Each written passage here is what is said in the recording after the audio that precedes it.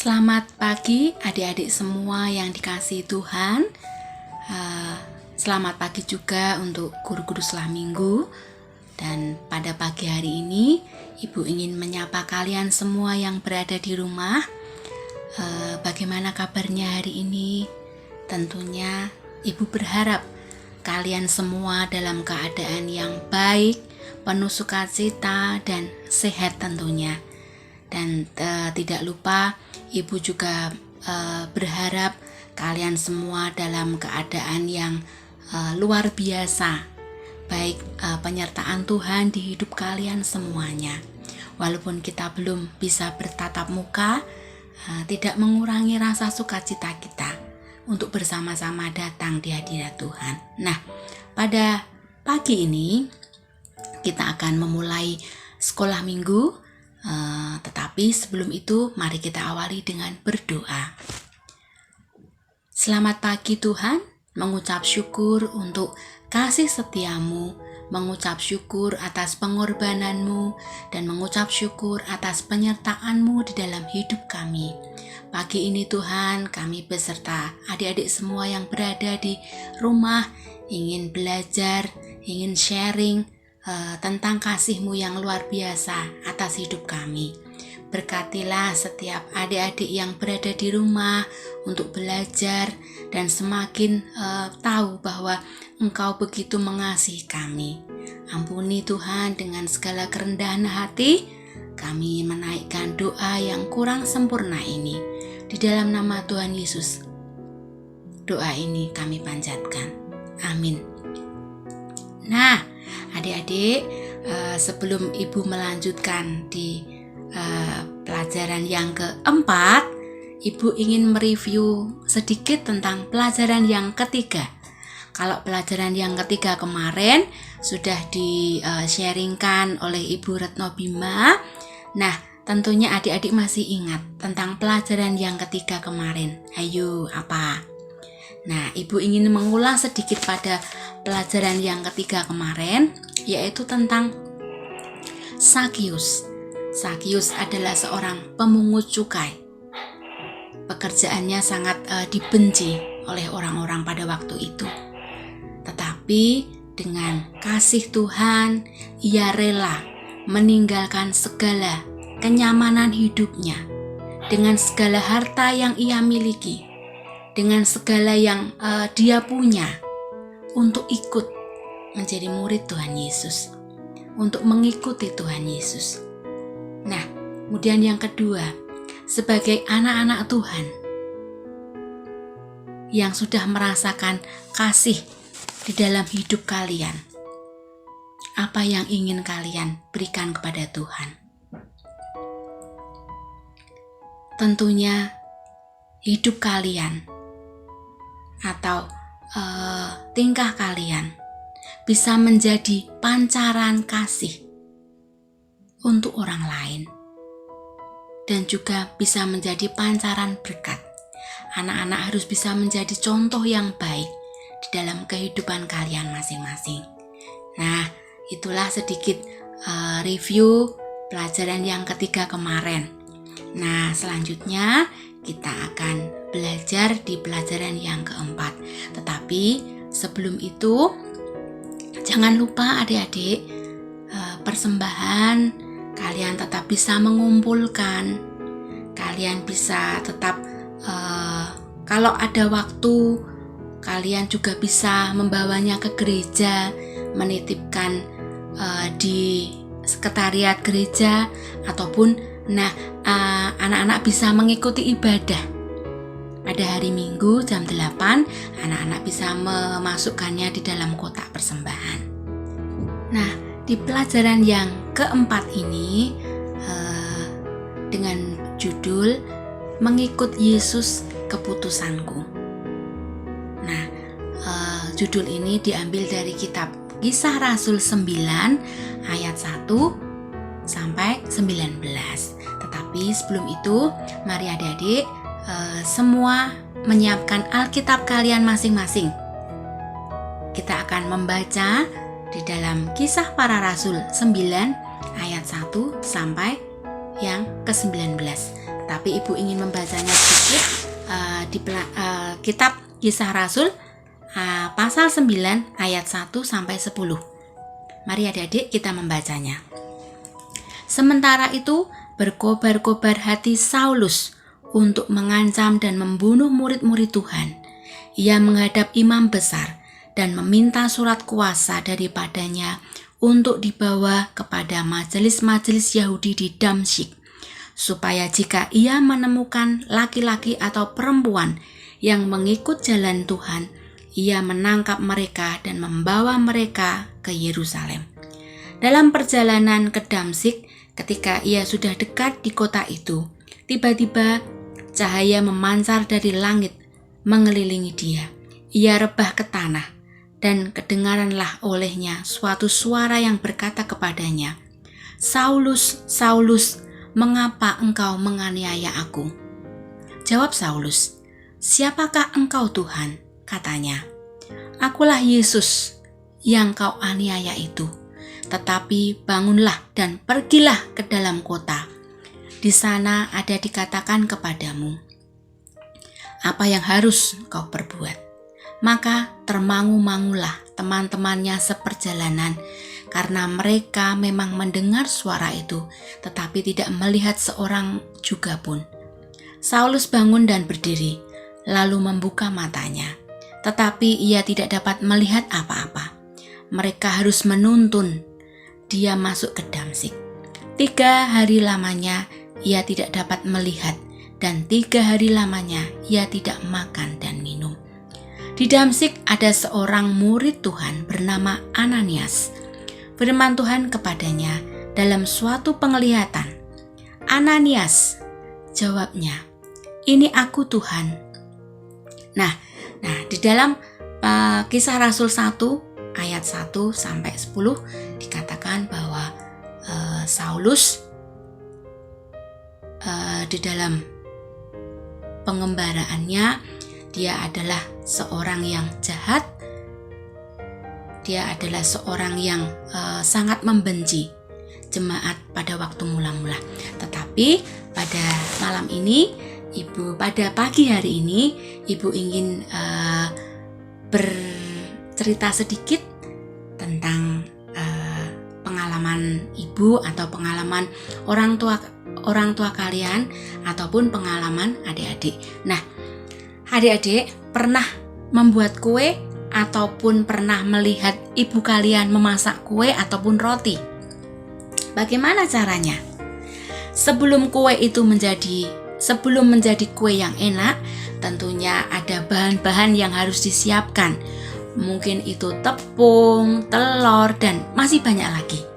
Nah, sebelum menjadi kue, bahan-bahan itu kalau masih mentah tidak ada rasanya, bahkan tidak enak. Nah, tapi oleh ibu kalian, mama kalian diolah menjadi kue ataupun roti. Ada yang dipotong-potong, ada yang dibanting-banting, ada yang bahkan dibentuk, dan sebelum dihidangkan mungkin adonan tersebut bisa ditaruh di oven atau digoreng terlebih dahulu. Dalam keadaan, kalau digoreng tentunya dalam keadaan minyak yang panas. Kasihan sekali ya adonan tersebut. Nah, tetapi memang harus demikian.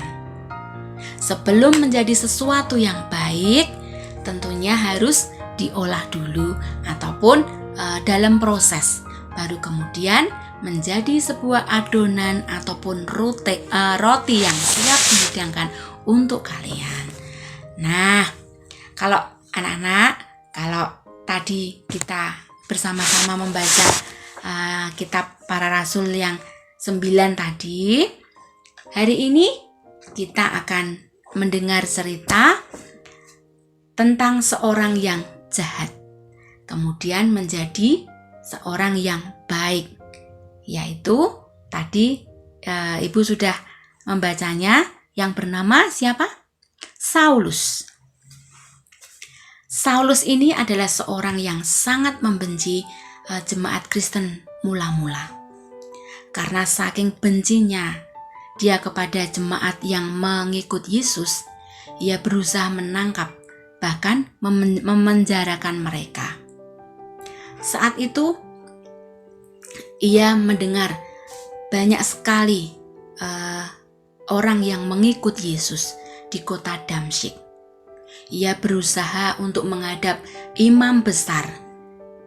Ia berusaha untuk menghadap para pemimpin pada waktu itu di agama Yahudi agar dia dapat menangkap para pengikut Tuhan Yesus.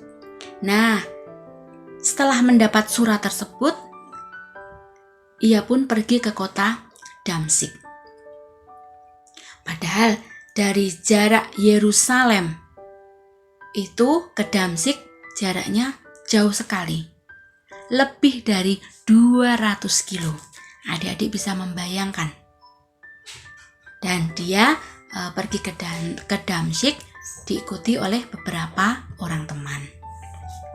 Nah, ketika sudah dekat dengan Damsyik, tiba-tiba ada cahaya yang sangat terang dari langit membuat Saulus dan teman-temannya silau dan mereka pun rebah ke tanah. Kemudian mereka mendengar suara dan berkata, "Saulus, Saulus, mengapa engkau menganiaya aku?" Mendengar itu, Saulus bertanya, "Siapakah engkau?" "Tuhan."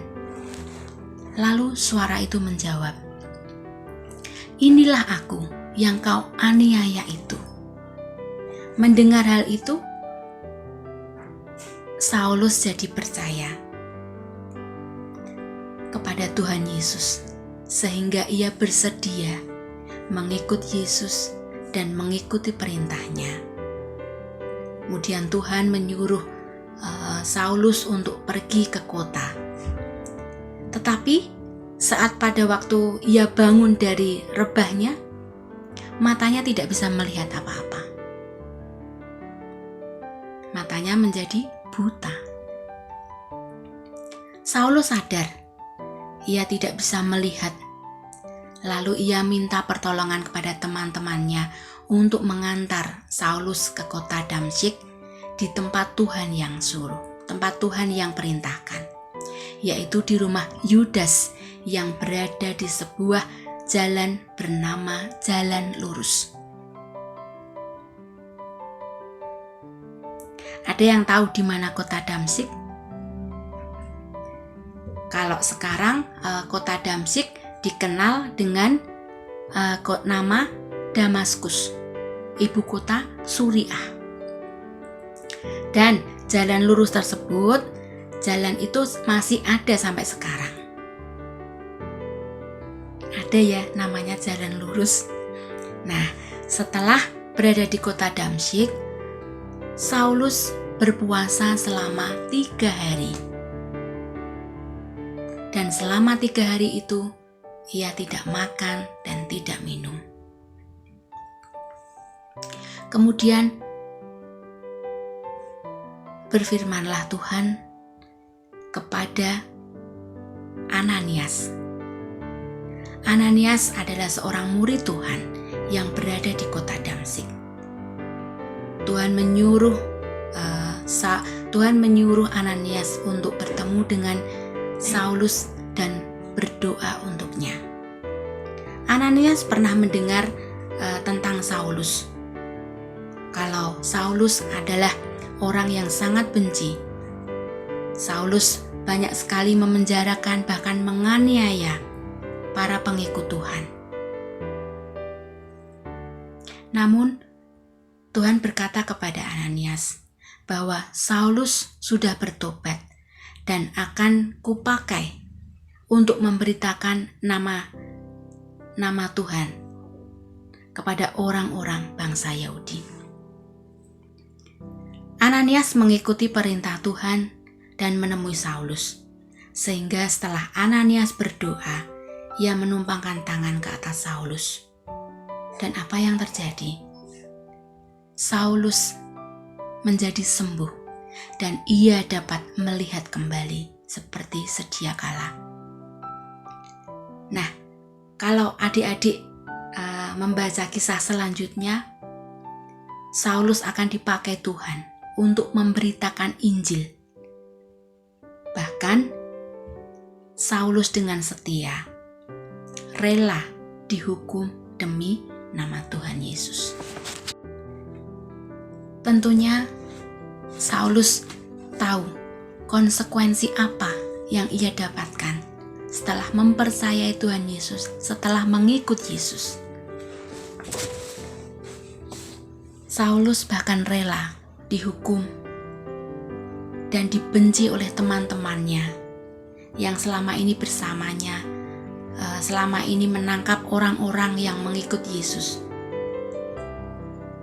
Apalagi kalau sampai imam besar tahu bahwa ia sudah berbalik dari seorang yang biasa menangkap, bahkan memenjarakannya, dan menyiksa para pengikut itu, kini berubah menjadi Saulus yang hebat, menjadi seorang yang memenangkan banyak sekali jiwa.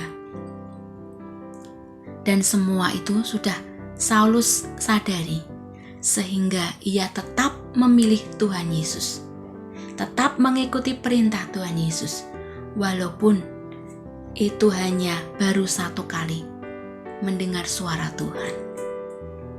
Nah, dari cerita tersebut dapat kita simpulkan untuk adik-adik semuanya, walaupun kalian tidak mendengar suara langsung dari Tuhan, tetapi firman Tuhan yang disampaikan di dalam Alkitab sudah mewakili, sudah menceritakan dan mengajarkan bahwa Tuhan Yesus ingin kita melakukan perintah-perintahnya. Tuhan ingin kita percaya kepadanya. Tuhan ingin kita melakukan hal-hal yang baik. Nah, Tuhan juga ingin kita bisa menjadi contoh. Kita bisa rela meninggalkan segala kenyamanan kita untuk tetap mengikut Tuhan Yesus.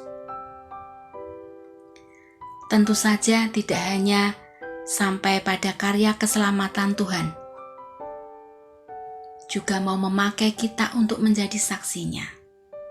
Apa yang harus kita lakukan untuk Tuhan? Contoh sedikit. Seandainya kita mau ke gereja, tetapi teman-teman mengajak kalian, gak usah ke gereja, ayo kita main saja. Apa yang adik-adik lakukan? Anak-anak harus dengan tegas menolak. Enggak aku mau ke gereja. Aku mau melayani Tuhan. Aku ingin menjadi murid Tuhan Yesus. Aku ingin menjadi pengikut yang baik, pengikut yang setia. Apapun caranya. Nah, bagaimana kita bisa menjadi saksi Tuhan? Tentu saja dengan hidup seperti yang Tuhan kehendaki. Contoh, kita bisa mengikuti kegiatan-kegiatan, misalnya persekutuan, rutin ke gereja, dan tentunya hidup kita semakin serupa dengan Tuhan. Dengan demikian, kita bisa menjadi saksinya di tengah-tengah dunia ini. Nah, untuk penekanan pada pagi ini, adik-adik bisa mengerjakan tugas untuk hari ini, untuk minggu ini. Ibu ingin memberi tugas kepada kalian. Tadi sudah mendengar sedikit cerita Alkitab hari ini ya. Ibu ingin bertanya. Yang pertama, siapakah tokoh jahat yang Ibu ceritakan di Alkitab tadi? Kemudian yang kedua, siapa yang diutus Tuhan untuk menolong Saulus di kota Damsyik? Dan yang ketiga, perbuatan jahat apa yang dilakukan oleh Saulus. Kemudian yang keempat, perbuatan jahat apa yang Saulus tadi lakukan. Kemudian setelah bertobat, perbuatan baik apa yang Saulus lakukan untuk Tuhan. Nah, kemudian yang terakhir, tulislah komitmen kalian setelah mengikuti pelajaran pada hari ini. Anak-anak bisa memberikan centang. Yang pertama, mau percaya Yesus dan siap dibaptiskan. Kemudian yang kedua, ikut sekolah minggu. Yang ketiga, setia baca Alkitab. Kemudian yang keempat, setia beribadah. Nah, dari 4 tadi, anak-anak bisa menconteng ataupun memberi tanda untuk komitmen adik-adik semuanya. Nah, sebagai penutup, Ibu ingin sharing pada pelajaran pada hari ini bahwa apapun yang terjadi, adik-adik tetap harus mengikut Yesus. Karena Tuhan sendiri yang sudah menebus kalian. Bahkan seperti yang tadi Saulus lakukan. Dari perbuatan yang jahat, ia bisa menjadi murid Tuhan yang baik. Nah, adik-adik, demikianlah sekolah minggu Tunas Muda pada hari ini. Mari kita akhiri dengan berdoa. Terima kasih Tuhan untuk sharing pada hari ini. Kami mengharap Tuhan selalu ikut campur tangan di dalam kehidupan kami, dan kami ingin menjadi pribadi yang lebih baik. Kami ingin menjadi pribadi yang dapat menjadi pancaran kasih dari perbuatan kami yang tidak baik menjadi perbuatan yang dapat menjadi contoh untuk orang lain. Terima kasih Tuhan, berkatilah kehidupan kami selanjutnya, dan berkati juga Tuhan keluarga kami masing-masing yang berada di rumah. Terima kasih Tuhan, ampuni segala dosa dan kesalahan kami sepanjang hidup kami.